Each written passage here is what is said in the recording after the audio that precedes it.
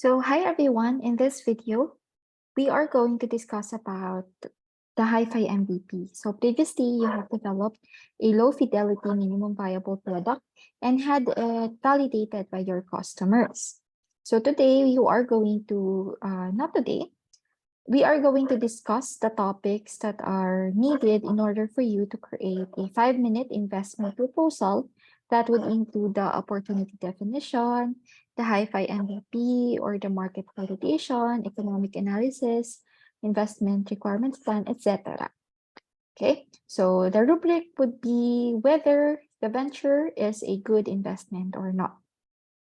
Now let us continue with the topic, understanding the market environment. And understanding the market environment involves the two steps. So first would be defining the market focus. And after that, you are going to segment and select the market. So first, let us go back to number 1, defining the market focus.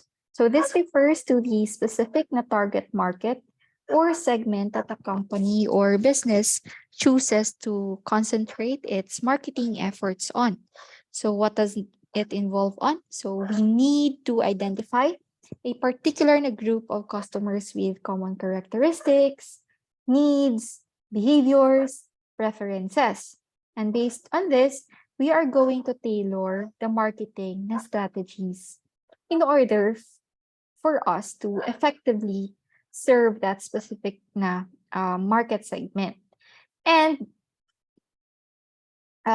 we also have to segment and select the market. So market segmentation, so this involves dividing a bigger market into more granular groups or segments based on different criteria. And this could be based on the demographics or the behavior of the customers, or it may be just based on geographical location. So segmentation helps us to identify the specific customer groups that are more likely to be interested in and would likely to benefit from our products or services. Okay, so next step would be selecting the market. So once you have already identified the market segments, then the next step would be to select the most attractive segments for you to focus on. And how do you do the selection? How do you do the selection in the identify the market segments? So this could be based on different factors like the size of the segment or the potential for growth, profitability, competition, etc. Okay, so let us discuss more about defining the market focus. And when defining the market focus, we ask this question, what market are you in? So earlier, we defined the market focus to be the specific target market or segment that we want our startup or we want our business to concentrate the marketing efforts on. Okay, again, we need to identify those group of customers with the common needs or preferences, and so we can tailor the marketing strategies. Okay, so what market are you in? So you could be in an existing market, or you could be in a resegmented market, or in a newer market. So in an existing market, so it would be faster as well as better to establish. So why? In an existing market, your competitors are already serving a large number of customers. So there is already an established customer base or established market. Okay. Now, how can you penetrate an existing market, or how can you succeed in an existing market? So what you can do is to identify the performance metrics for which your product would be better. So for example, when Yahoo has entered, when Google has entered in the market rather, they have provided higher quality search than Yahoo. Yeah, Google had better search results than Yahoo. So what about you? What are specific na features or value propositions that are better, which made your product better compared to your competitors? And you can also be in a resegmented na market. So in here, the competitors are already serving a large number of customers, but your product may be of lower cost or has unique na features. So what you can do here is to identify how to lower the costs through either unique na production processes. So in here, it's better if you have a new na intellectual na property or something new to bring to science and to the market. And or maybe you can have non-essential features that you can eliminate, or you can have better na processes by eliminating those non-essential na features. Or you could identify the special features not present in your competition that will address the unmet needs of your customers. But if you are in a new market, it means that there is no established and well-defined market yet. So in this case, there is no existing competitors. So the situation, however, is becoming increasingly rare, and you have to really do a lot of research whether in order to determine whether you are indeed entering a new market. Why? Because when you are ignoring about competing products, it might lead you to think that you are creating a new market when in fact nag-i-exist na pala siya. Okay, so how? What would be your strategy? So you can identify how to educate the market in unique benefits of your product, as well as how to use it. Okay, now let us move on to these bullet points. So we have the existing versus the new markets. So in the existing market, the customers are already defined, and there are also direct channels. But for the new markets, there will be less competition and you will have more room for creativity. So as I have mentioned earlier, when you are entering a new market, your product has to be innovative or should have never existed before. So you should be creative with your features or creative with your service. Now, the existing market, on the other hand, since it's already established, so there will be more competition, and there are already established na businesses or companies, let's say. Okay, but in the new markets, there is an undefined and unknown customers and market, and there is also the chasm effect. So what is a chasm effect? So after a certain point of selling the product to early adopters or those early not customers who have used your product, you may have to reach a sales plateau. That means that you have to take it into the next step. So in order for you to grow, you have to take the product to the masses. Okay, so there is a gap, and that is a big na problem in which you have to find a solution for. Okay, so now when you are identifying the type of market that you are in, you can ask these questions. So consider if you are entering an existing market where some kind of solution for the customer's problem already exists. So if the answer is no, then you are creating a new market. But if the answer is yes, then you are entering an existing market. And again, you have to be very careful when answering this question, because if you don't do proper research, you might have to think that your product is new or that there are no existing na competitors. Okay, now let's move on. So when appraising market types, there are the key aspects of early marketing that can be influenced across your customers, your market, your sales, and finance. So in your customers, you have to understand their needs, how fast they are going to adopt your product or service, or how likely are they going to adopt your service. And then recognizing their problem as well as positioning. So in here, in the customer part, so you need to have the customer segmentation as well as the customer needs assessment. So when you are appraising the market types, it will help you identify the specific na customer segments within the target na market. So by understanding this, we are able to tailor our messaging, products, as well as the services to meet their needs and to meet the needs and preferences of each na market segment that we have identified. And also the customer needs assessment. So there are different na market types that may have distinct na customer needs and pain points. Through the market na appraisal, we can gain insight into these needs and develop marketing strategies that that will be able to address it effectively. Okay, so what about the market? So when appraising market type, so market is also important. So we should have an understanding on the market size as well as the potential as well as the competitive na landscape.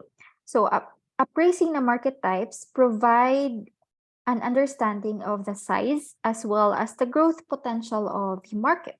So this would influence the early marketing decisions, such as how we would allocate our resources and how we would be penetrating the market. Okay, and also there's the competitive na landscape or the competitive na barriers. So evaluating the market types would help us identify the level of competition in the market. So this information would allow you to develop competitiveness strategies in order for you to differentiate your features or differentiate your service, and so you can gain a market na share. And also, based on the appraisal na market types, you can sales strategies or distribution channel will be identified, and then you can tailor your sales strategies to the specific na market. Okay, so for example, if you are an existing na market, so how would you focus your sales efforts in? So you can focus on customer retention and upselling. While if you are in a new market, what you can focus more would be on market education as well as lead generation and finding new or innovative na features. Okay? And also, when you are assessing the different na market types, it would help you determine the most effective na sales channel that you are going to use. So in order for you to reach the target na customers, so this could involve direct sales or online platforms, partnerships, etc. Okay, and also for the finance. So when you are appraising the market na types, so it would also influence the way you price your product. So if you are in an existing na market with intense na competition, so how would you do the pricing? So it may be based on the market rates as well as customer na expectations. But if you are in a new na segmented na market, so you could make your pricing strategy more flexible. So in order for you to attract newer na customers. Okay? Now, well, you can also estimate the potential na revenue streams and set financial na goals. So this would help you guide you on financial planning and resource allocation in the early stages of marketing. So by appraising the market types across the customers, the market, the sales, as well as the finance, then your startup can develop targeted na marketing strategies, allocate resources efficiently, and increase the likelihood of success in your chosen market segments. Okay, so it would allow you for a more it would allow you for an approach that would focus on the customers. So tailored to the unique characteristics and dynamics of each market segment that you have identified. Okay. Now, let us start with the customers part. Okay. So again, when appraising the market types, there are some aspects of early marketing that are influenced. So this includes the customer. So I have discussed it here earlier. And we can examine this aspect in more detail, and we could look at the customers, the customer needs, the performance or the competition, as well as the risk.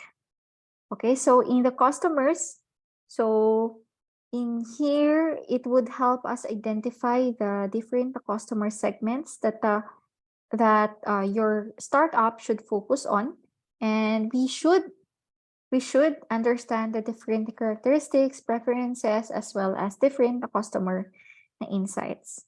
And also for the customer needs, on the other hand, so we can identify here the unique customer requirements, and so we can develop products or services that meet those needs effectively. And for the performance, then it would allow us to compare our performance against other competitors in the same market type. So we can call it like performance benchmarking. Okay, so in here we would be able to understand or to identify the strengths, the weaknesses, and areas for improvement in early marketing activities. And for competition, so that would be evaluating the market types and helping us to conduct competitive analysis, and in order for us to understand the competitive landscape. And lastly, we have the risks. And in here, we simply have to identify the potential risk associated with entering or operating in a particular market. Okay, so with this, we are able to identify or we are able to develop risk mitigation ng mga strategies. All right. So for the customers, if you are in an existing market, so existing, segmented, also existing na customer base, except that you have to provide more features. But if you have a new innovative product, then the customer base would be identified as new. Okay, and if it is an existing market, then the needs of the customer would be increase the performance of your product or service. Okay, so in here, in existing, how would you focus on retaining your customers or satisfying them more or gaining more profit from them? So you can focus on the performance. But if it is a resegmented market, so you can focus on lowering the cost, or maybe you have found a perceived need and you can incorporate this into your product.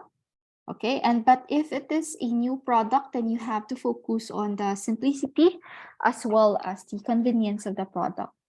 Okay, what about the performance? So performance, if it is an existing market, you can focus on making your products better or faster. But if it is a resegmented market, then your product should be good enough at the low end and also good enough for the new niche. Oops, sorry. And if it is a new na market,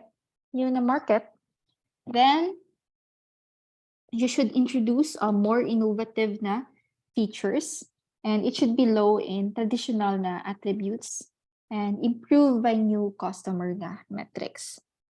Okay.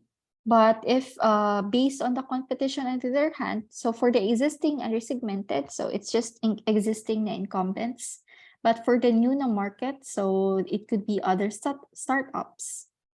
Okay. Now, for the risk on the other hands, for the risks on the other hand, so your risk would be how you compete with your existing na incumbents. And for the resegmented na market, the risks would be, of course, still the competition, your existing na incumbents, as well as the niche na strategy. So you have identified some niche or some brand, right? However, it has failed. So how would you manage that risk? But for new na market, so the mean na risk would be how your market would adopt to your proposed na product. Okay? So if you choose a new market, how long can you wait for a market to develop? So it may never happen, or it could be slow in developing. Or since na it's a new market, then the traditional na mga business models might not work. So that's why it may require, or you may have to delve into newer or unproven na business na models. Okay, and for the step 2, I will discuss it in the next na video.